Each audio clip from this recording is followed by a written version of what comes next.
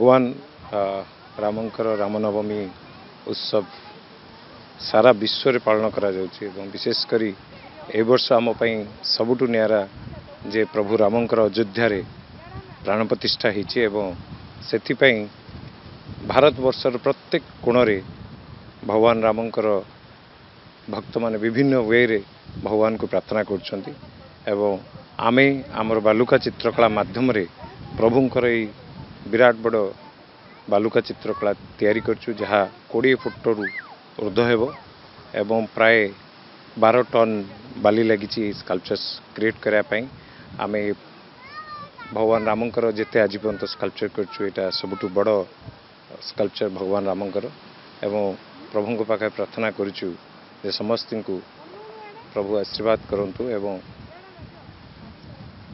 सारा विश्व रे शांति बजाय रहो